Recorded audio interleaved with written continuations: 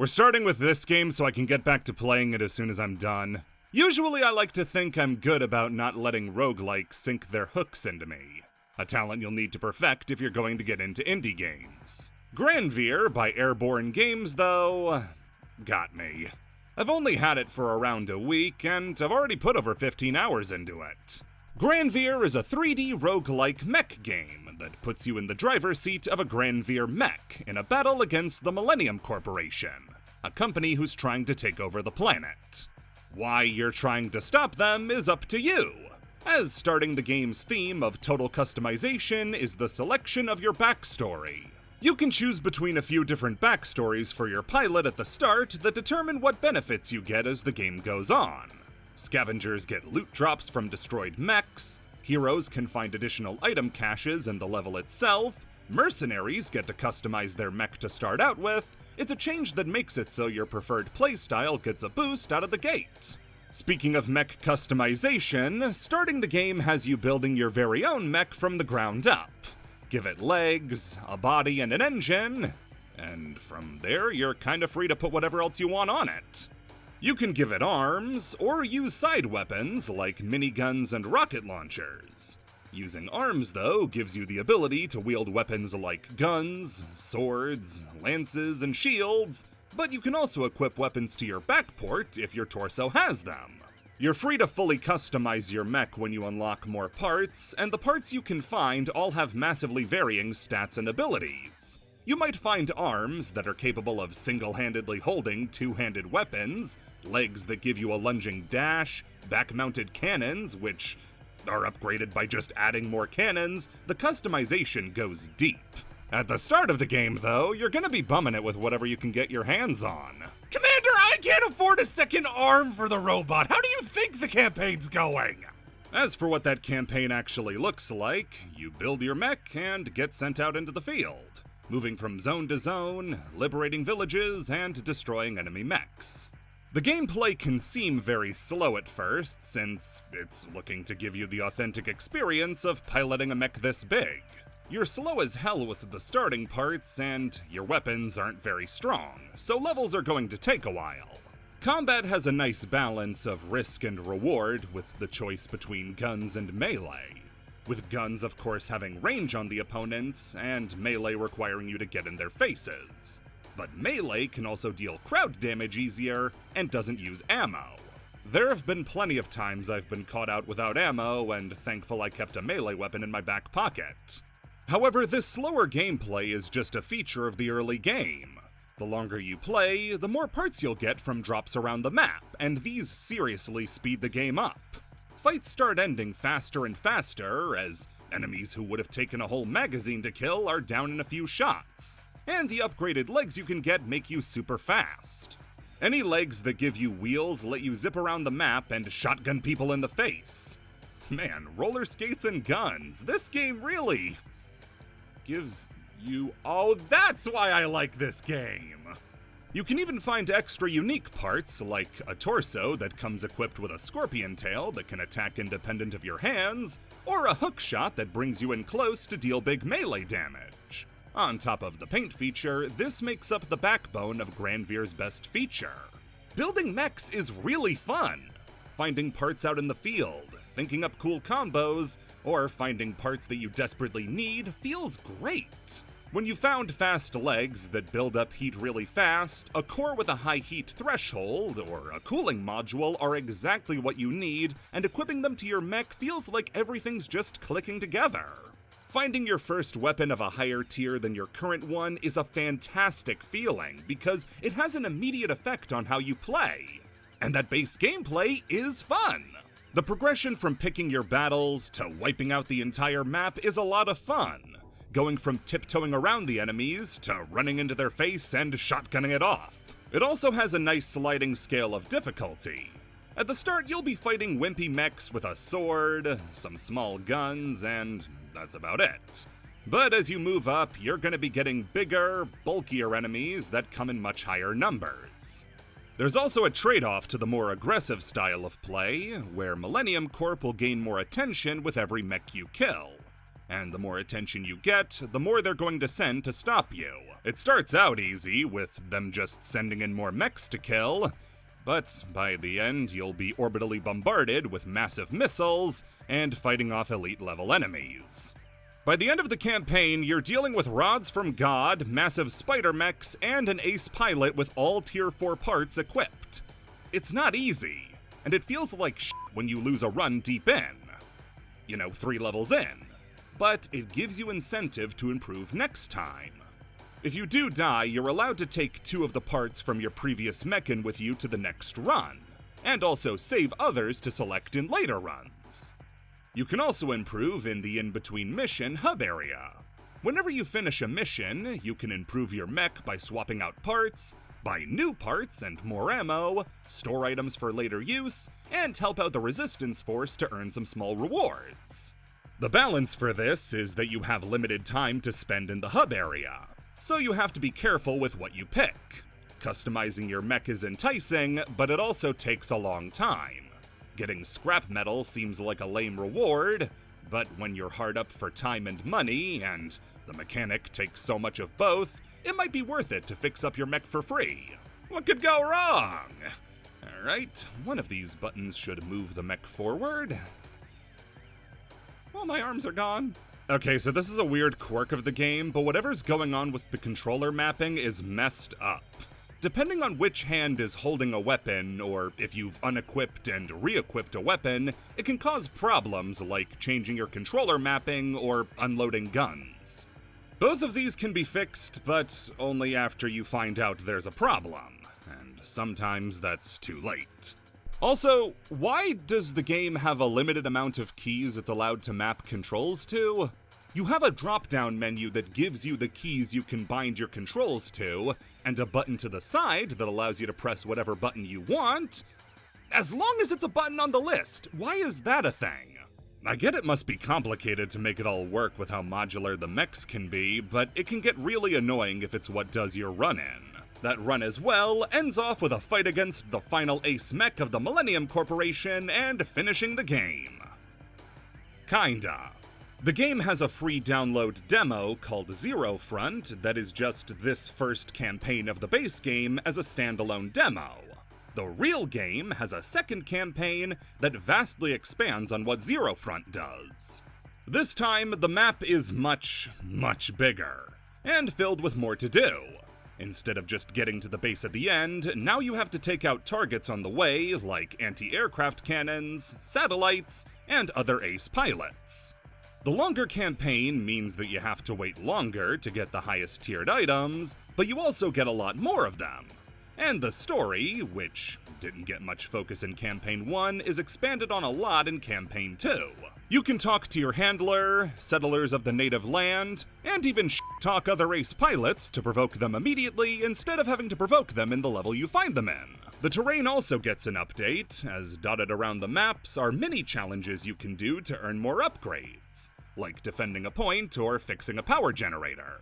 These aren't marked as side objectives, like liberating villages or destroying checkpoints. You're just supposed to find them by exploring for more stuff. The base is also more expanded on, with additional options like trading parts on the black market for money, and even region-specific options like smuggling supplies through canyon maps. It ends out with a new final mission where you need to plant a bomb in the enemy base and take out their latest superweapon.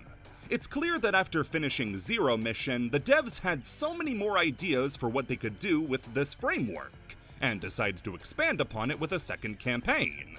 Yeah, the final campaign is probably twice as involved as the previous two put together.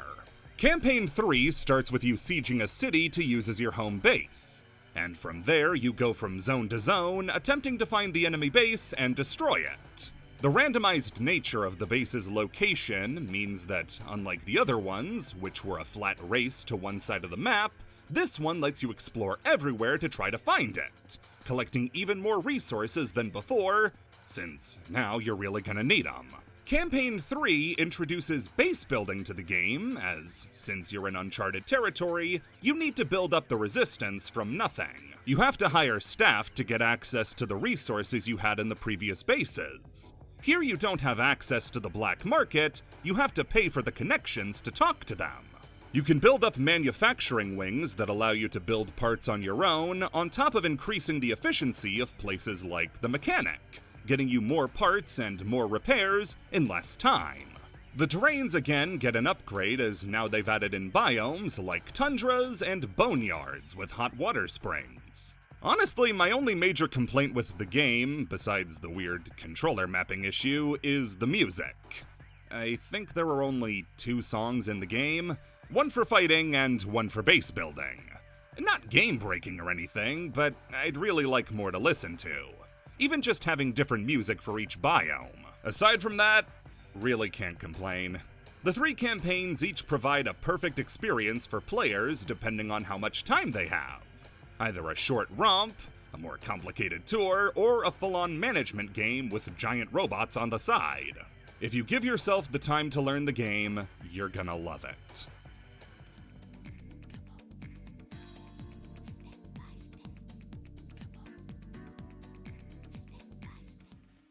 The thing about killing robots, though, is that when you kill them, you don't get the blood and the guts and the guts and the blood.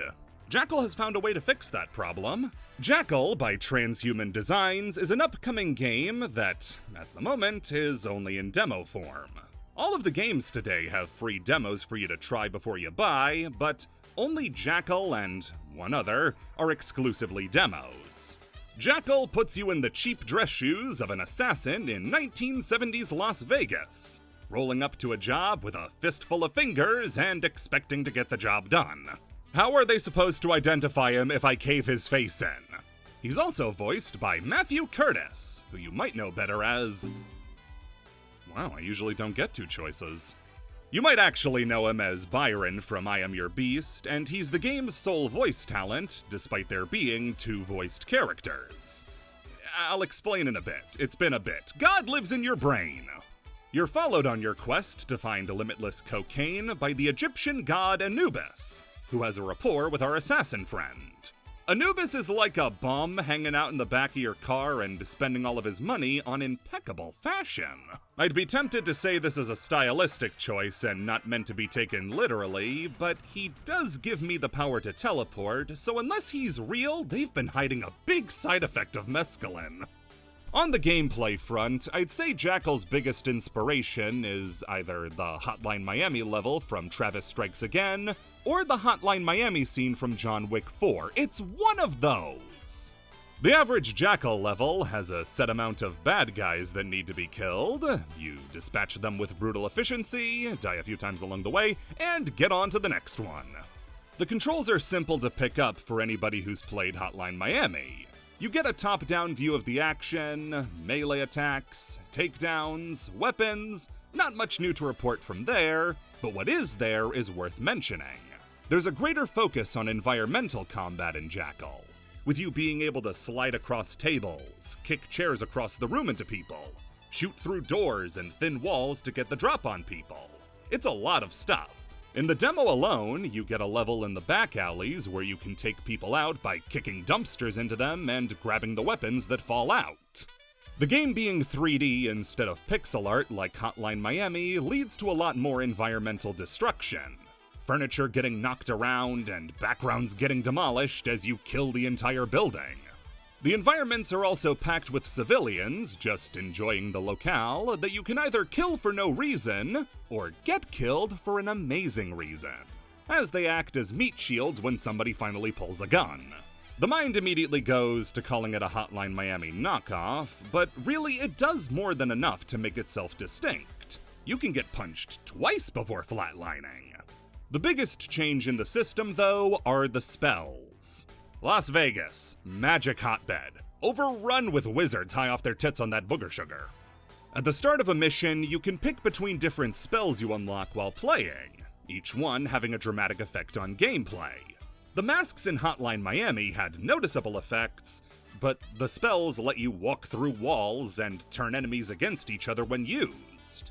These are the only 2 in the demo, but they're much more explosive than the masks in terms of effects.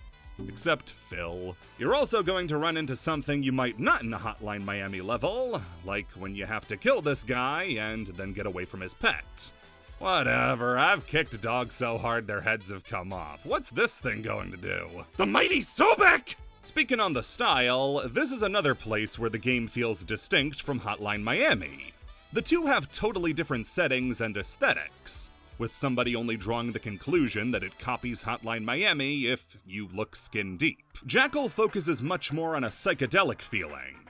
Instead of losing your mind, you lost it somewhere in the back seat during a 15-hour crack binge. One of the game's major inspirations, Fear and Loathing in Las Vegas, is especially felt in the game's style. The whole thing feels like an out-of-body experience. From the gods popping up to correct your poor table manners, to fighting off swarms of katana-wielding businessmen, because the real epidemic of the 70s was Japanese swords. It's grounded and outlandish at the same time. The chaotic nature of the game makes those moments when everything's been lined up feel perfect. Like you're directing an action movie scene and clear a whole room of guys in a super bloody way, ending out the stage by walking through puddles of blood, covered head to toe, is a really sick visual. The game also has a generous quick load after death, which means that when I bullheadedly try the exact same thing over and over again, I'm not that punished. The biggest draw, though, that had me playing the demo 3 times after I beat it, was the randomly generated levels. Every time you play through, the levels and setups of those levels will be different. On all 4 playthroughs, I never encountered the same setup twice. Each time I was somewhere totally different. The only time it was kind of similar was in the alligator level, but even then the layouts were completely different. The only negative I could see from this is when it comes to people who like to S-rank levels by memorizing everything about it. And that is not going to happen in Jackal. But at the same time, it doesn't have a grading system. It just keeps a tally of all of your deaths across every playthrough to make sure you still feel small. I could also see this making repeat playthroughs even more exciting, by keeping you on your toes for the entire time, never knowing what's next. Overall, Jackal is a fantastic showcase of what's shaping up to be an incredible full game. It has a style and gameplay loop that, while reminiscent of other games, still stands on its own. Someone who sees this and sees Hotline Miami shouldn't think, I won't play this because it's like Hotline Miami. They should think, oh boy, more Hotline Miami! More than preparing for every game to have a parry, this is one of the most important lessons you can learn from indie gaming.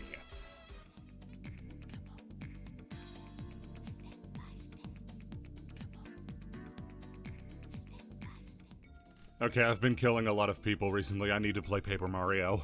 Hyper Team Recon is a 3D platformer developed by Nathan Burton and published by Top Hat Games, who you'd know for publishing Frogun or The Citadel.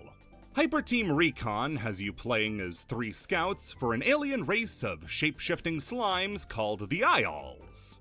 Haha, looks like they got the jiggle physics in this game down, am I right? Shit.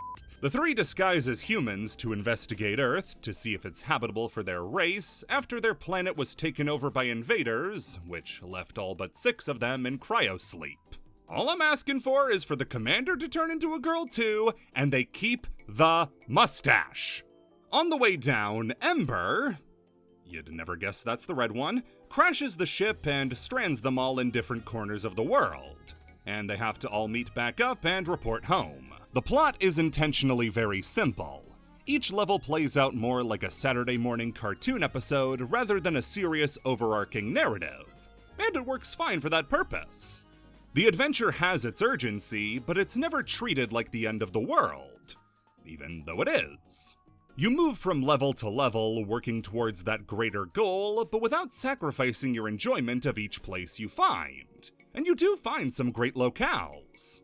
You'll be visiting the Arctic, jungles made out of candy, soda saloons in the Old West, beaches. The diversity of environments is a really fun part of the game. They are that fun because the game has an amazing art style, clearly taking from Paper Mario, as everything you run into is either a simple 3D background or cute paper-thin cutouts. This is why I find the human designs to be really funny. In the cutscenes, they're so detailed, but in the game, where you're spending a majority of your time, they look like this. The collectibles are wadded up balls of tinfoil, everything's bouncing and fun looking. It's a super charming game before you even press start. The characters as well are just as fun.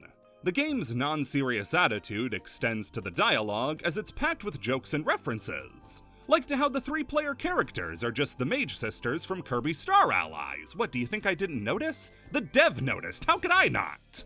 As for the actual gameplay, the games I drew the most comparison to while playing Hyper Team Recon were Kirby and Lego games. As a shapeshifter, you're able to turn into most of the non-player characters you meet, friendly and hostile. Each one of them has a single ability, like swinging around a pickaxe, hovering, a really high jump, or breathing fire. This is one of them Balin-likes I've heard so much about. Don't worry, you can still jump in all of these, and for the transformations that don't have a fast attack, or any attack at all, you have access to a quick spin jump that's weaker but always available and doesn't cost you your transformation. Each level has you platforming around, collecting foil balls, and getting past whatever's in your way. Sometimes you need to find an item to clear the way, get rid of all the enemies, or serve people drinks. You have 4 hits of health, but losing them doesn't give you a game over. You just lose some of your foil and get spawned right back in. This, along with the different abilities used to progress, is really what made me think about Lego when I was playing. It's a very easygoing experience that wants you to take things slowly. The game is a really relaxing experience as you go from place to place, clearing fun platforming challenges and meeting fun new characters, like everybody's favorite reoccurring character, Male Crab, as well as ones that give you stage-specific power-ups like Sweet the Frog Girl and Tidal the Mermaid. If you really want a challenge, you can try to clear the stage with the 3 objectives they all have. Clear it with above 20,000 foil balls, find the 5 hidden collectibles in the stage, and clear the stage without dying. These add a fun incentive to play smarter and take things a bit more seriously. After you clear the stage for the first time, no harm in going back and getting all the collectibles. There is harm for me, however, in not getting all the collectibles on my first try. Somehow dying in this game feels worse than dying in any roguelike I've played. Look at this man, 1 medal, 1 f***ing medal, I'm so stupid, only Miku's proud of me. Some stages will also include a boss fight at the end, which are a noticeable step up for the difficulty when compared to the rest of the game. But if you do die in the middle, you at least get a shot at more foil when you beat them. Take this, ya big palooka! In between stages, you can spend the foil balls you collect at the scrapbook to unlock new outfits for all the characters, including the one you control in the hub area, Herb. You can also run mini-courses based on the different transformations you unlock that put your skills to the test in different ways. Completing them nets you a load of foil, which you can even use to purchase additional cutscenes to watch, which are really cute. You can tell just how much faith Nathan had in the writing of this game to have completely superfluous cutscenes as an unlockable, but it does work. Everything about this game, from the graphics to the gameplay, the music, which is great, and the story all want you to just have fun. It has the same appeal of the games that inspired it, like the Kirby and Lego games. It's a game that doesn't concern itself with pushing you to your limits, but instead giving you a fun, mellow experience with a little challenge on the side. It could make you land back-to-back pinpoint precise jumps, but instead it wants you to interact with fishing hooks to get more foil. Or maybe a boot. It wants you to scour the stage for collectible plushies and baby jellyfish. It wants you to help a little Eskimo guy build a snowman. For every person who wants a game that pushes you to perfect every bit of it, there's somebody who just wants to play a game to relax and enjoy themselves. And that's the sort of game this is. That sort of charm is what makes a game like this well worth your time. And if you're interested after seeing it in action, I can't recommend it enough.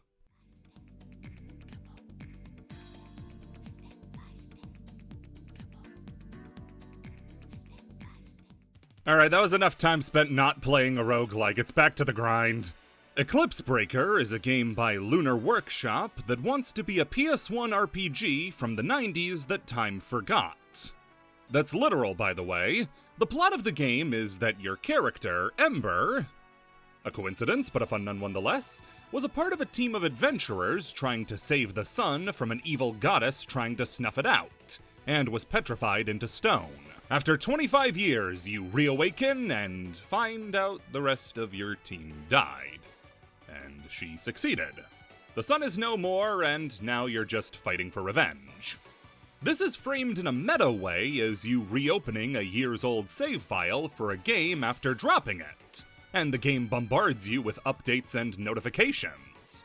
All of the brand new system updates that have been added since you last played are the explanation for why this endgame character needs a tutorial.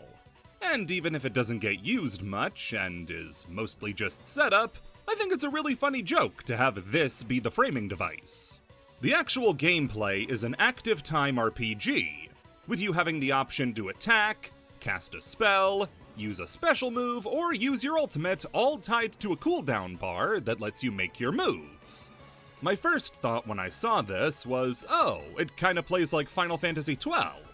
And then I remembered I haven't played Final Fantasy XII.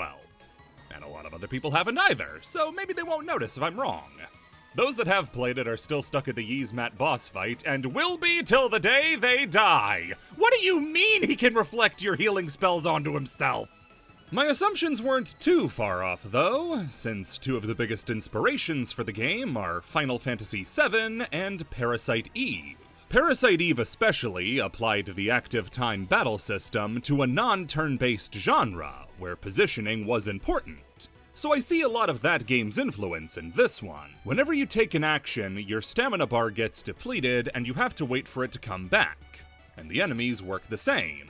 They'll attack, and then they're on a cooldown until their stamina comes back. Instead of the standard RPG system, though, where you're just standing in one spot and respectfully taking all the opponent's offense, you have a quick dodge to duck out of the way, a block to tank the damage, and a parry to fully negate it if your timing is down. If you want, you can just stay out of the enemy's attack radius and they can't do anything. But then you run into problems. For those glances, you can just run away from the shots they fire, but doing so puts you really far away. So you either have to use ranged magic, or spend just as much time running back as you did running away.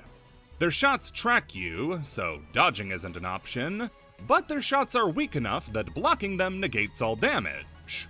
The Taurus enemies have a very predictable attack pattern and are easily dodged with a sidestep, but their attacks are unblockable, which means that if you have no choice but to block thanks to your positioning, you're kind of out of luck. It's easy enough when dealing with any one of these enemies, but it gets a lot more complicated when it isn't just one of them. The enemies will often come in big waves with varying enemy types among them. And if your positioning isn't on point and you lose track of where everybody is and who's able to attack next, you're gonna be in trouble. Learning how each enemy attacks and the variants they throw at you as you progress is fun. And then there's balancing the enemies along with the arena traps. It makes for a really thrilling experience. Your magic and special moves, which are a ray of light that deals bonus damage on your next hit, and a lunging slash that attacks through enemies, also add to this, as enemies you don't want to prioritize can be softened up by making them collateral, peppering them with hits as you move on to more high-priority targets. You can also meditate while not performing an action, which will quickly refill your stamina at the cost of dealing way more damage if you get hit. This completely eliminated a worry I had when first playing the game, where I had an enemy completely handled and was just waiting for the bar to fill back up so I could finish him off. This made the flow of combat something I was allowed to control. Instead of waiting a set amount of time, you can get right back into attacking the moment you fill your bar. You also get more control with trigger attacks, letting you deal extra damage by pressing the attack button when you see a little flash. Combat in this game is really fun. It requires strategy and planning as well as on-your-toes thinking, if one of the enemies decides to grow a spine and step out of line. Of course, this perfect run is only capable if you've been playing the game dozens of times, and that's really hard to accomplish on your first run, which means you're gonna die. Game, I trusted you! When you do die, you get sent back to the room you were frozen in for your absence, which has been turned into an MMO-like hub for other adventurers, complete with guest attendee. Here's where the resources you gather in a run come in handy, as you can spend it on a few different things. Money you collect, for instance, can be used to purchase branches of a skill tree called the Constellation Chart. You can unlock flat buffs like additional health, more stamina, and the ability to heal off of a kill, each stacking the further you dig into them. The options at the moment are kind of limited, since the full game isn't out yet and this is just a demo, but they do make a tangible enough difference, once you realize that unlocking them and equipping them aren't the same thing. Soul fragments are used to upgrade your innate skills, like the special and ultimate, and the temple shop unlocks new temporary upgrades you can get during a run. Oh yeah, on top of the basic level up that increases your attack and health after a level, you also get the choice of various upgrades once you clear them. You get to pick what you get at the end of a stage, at the end of the previous one, and it includes getting more soul fragments, money, and actual upgrades. Primas are elemental boosts you can add to your different moves, like adding ice damage to your trigger attacks or fire damage to your magic. What I said about using magic to deal with low priority enemies is doubly true if you're just letting their health get eaten away by a status condition. You also unlock equipment for your run that adds on more benefits, like doing 2 attacks instead of 1, or creating AoE damage zones every time you step around. After collecting enough and clearing 5 stages, you get to a boss that depends on which elemental floor you're on, like fighting an ice or lightning boss. The boss fights in this game are really, really good.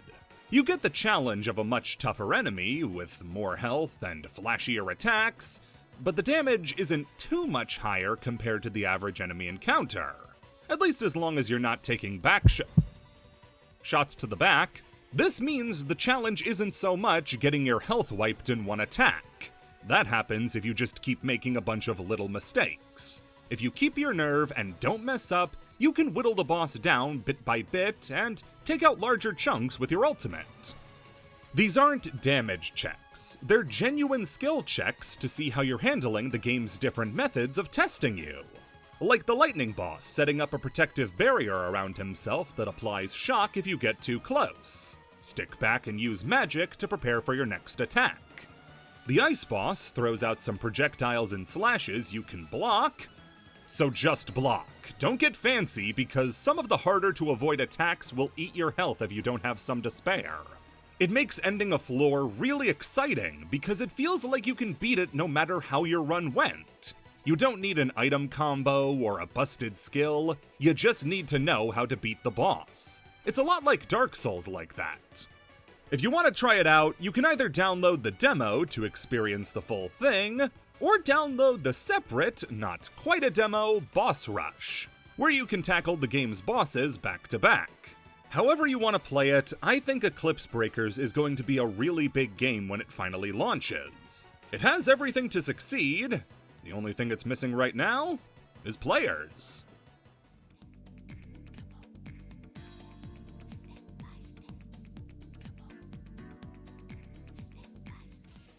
Having to wait over 6 years for a new Devil May Cry or Kingdom Hearts game has led to fans crossbreeding the two like show dogs.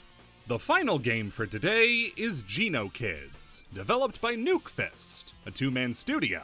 The game follows a band called Geno Kids as the planet is invaded by aliens mid-concert. Looks like we got some Kickstarter backers in the crowd tonight! Stand the f*** up! Assuming a fuckload of responsibility all at once, they decide it's their job to do something about it and set out to take them down. Armed with the powers of rock and roll, I like their chances. By the way, the band members are named after and themed after their colors: blue, red, green, and yellow. If I don't tell you that now, it's gonna sound like I really wasn't paying attention. Blue is cool and moody, red's a hothead, green is smart, and yellow is really weird. You ever met somebody whose favorite color is yellow that you'd let your guard down around? No. The cutscenes are this mix between 3D backgrounds with 2D characters that look interesting. Sometimes they'll swap between 2D and 3D characters, but in the same scene, like between shots, they'll inflate and deflate 1D. Also, the voice cast, which I was surprised to see at all, is pretty good. A lot of the Kickstarter money, though, had to go towards buying Red scissors to get his microphone out of the box it came in. Look at it! It's a very jumpable jump. What are you talking about? Let's go! Alright, crying is not gonna bring back the people you threw into that goop! The real surprise, though, is Blue being voiced by Kira Buckland. Brawl taunts! And associated projects. The gameplay, though, is where the game really shines. I wasn't exaggerating to say that this game was a crossbreed of DMC and Kingdom Hearts. Just look at the two preset controller methods. Not fun when they're not subtle about it. The game is a hack and slash that gives you all the tools of the trade. An attack button, launcher, block, guard, and dash. On top of that, you also get a drop-down menu of all your special moves, available at the tap of a button while holding it.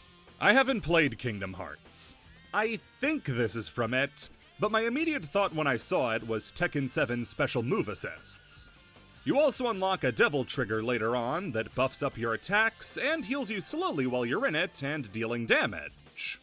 The real allure, though, is the DMC influence. At the flick of the right stick, you can swap between any member of the band, automatically tagging in and being able to carry on the combo between multiple characters. This is directly inspired by style switching in DMC4, and has all 4 characters sharing the same health pool. And the shift between characters is impactful and important. Not only are you never going to get past a B in terms of style without switching in the middle of combos is super important gameplay-wise. The different members are all suited to different stuff, and knowing what situations they're needed in will keep you alive a lot longer. Blue is the setup character. They're really good for juggling, starting combos, have great specials for getting in and softening up, but lack any finishing power and have really long combos. Red is the opposite. Red has pretty short combos, they're not especially branching, except for one of his specials that launches, and he's a bit more sluggish. As a trade-off, he is a damage machine. His charged fists are exactly the thing Blue needs to finish off combos. His supers shred tougher enemies into ribbons, and his aerial launcher is a reverse launcher. A big AoE slam that's perfect for starting new combos on enemies below you. The game is currently in early access, with a lion's share of the game's first act being blue and red focused, but you still get some time to play as yellow and green. Yellow's massive hammer makes her good for crowd control, but maybe I need to spend a little bit more time playing as her because I didn't really click. If I was ever getting hit during the game, it was when I was playing as Yellow. Green? Oh, Green's great! I don't even have to be here for Green to start doing damage. I could alt-tab over to Hyper Team Recon if I wanted to. I'm in no danger. The attacks themselves are impactful, have neat effects, and are incredibly eyeball-catching without being distracting. The game doesn't sacrifice too much with regards to either legibility or style. There is a drawback to this system, though, one that the game does address, but only after a few chapters. See, Chapter 1 has you with all 4 band members, and you're split up at the end. Until Chapter 4, you're stuck with either just red or just blue. The real problem, though, is with the central mechanic of swap canceling.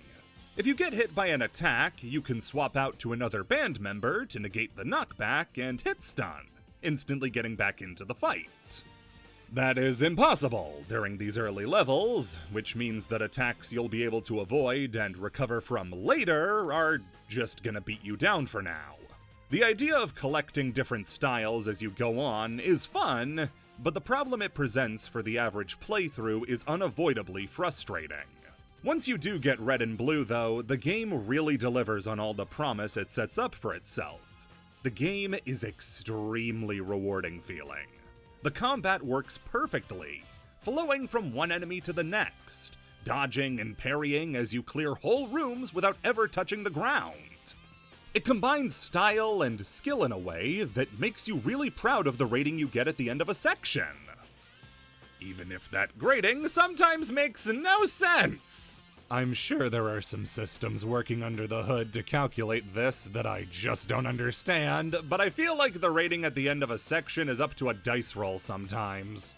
I'll clear a whole room in one combo, swap a bunch, use specials, keep a combo up the whole way through, never take damage, and have a good grade. And then I'll klutz my way through a Greek tragedy of a room, getting hit over and over again, and relying on the same special moves to just get it over with and end the shame. And sometimes that gets a better grade. Trying to improve and get better in this game is difficult when I don't know what the grading criteria I'm going up against is. I know how to do it, I have the tools, I have the skill, I just don't know exactly what I'm being graded on. This could all be fixed by a little screen at the end of combat showing what goes towards a good grade, but without that, it's kind of a shot in the dark. Something I was really impressed with the game for nailing, though, was traversal. Kind of hard in a genre named as such to get me excited for parts where I'm not hacking or slashing, but Geno Kids makes getting to each battle arena pretty fun. Movement between zones is super fast and free-flowing as you slowly gain speed, climb up walls, wall run, and zip from light poles. It's a really well-done portion of the game and shows a level of care to more than just the most important thing, which is the combat. There are also secret areas hidden around the map that you can go into to earn rewards, either permanent upgrade points or even costumes. At bus stops, you're allowed to cash in the ego that you've been collecting to get new special moves, band-wide buffs, or even unlock sub-weapons. You're gonna need all of them too, because at the end of the currently available content is a boss fight against one of the 3 alien children you met back at the start, and this kind of sets a template going forward. You can get through the rest of the game with relative ease. Don't fuck with the bosses. This boss fight is a huge difficulty spike compared to the rest of the game. Candy is fast, she hits hard, punishes sloppy play, and has an absurd amount of health. The boss before this had around 11 health bars. Candy has 20! Bit of a tall ask. Can I maybe get a bathroom break around the second phase? Oh yeah, there's a second phase too, which speeds up the moves she already has, and adds in a new desperation move that looks like hell on earth. It took me around 6 tries before I finally got it down, and that sounds bad. This was my absolute favorite part of the game so far. Learning all of Candy's moves, the dodge windows, when to dodge and when to block, when to swap, the patterns of the desperation move. It was the most exciting part of the entire game. It's a lot like Eclipse Breakers, where yes, the boss can shred your health and feel unfair, but once you learn it, you realize that it's not as hard as it first seemed. Now, that is just stepping down from unbeatable to ball-bustingly hard, but still, you can overcome a ball busting. After clearing that, you unlock a new difficulty mode as well to see if that retry counter can get to the double digits. Game! After you kick my ass, you're supposed to say easy mode is now selectable. Easy mode! Like I said, Geno Kids is still in early access. The first act of the game is currently available and clocks in at about 3 hours. I've seen some sour grapes over the early access approach, but I mean, Ultra Kill is the exact same way and people go gaga for that game. I think Geno Kids has the highest ceiling out of any of these games. I think that's the exact sort of game that people are looking for and just don't know exists yet. That's really the point of this whole thing. There's somebody out there that's been looking for a Paper Mario-style 3D platformer, or a hyper-customizable mech game, or a turn-based action game. Indie gaming is better than it's ever been, and games that are filled with passion and soul are out there. And even if one person finds one new game they would like thanks to this, I'll be happy.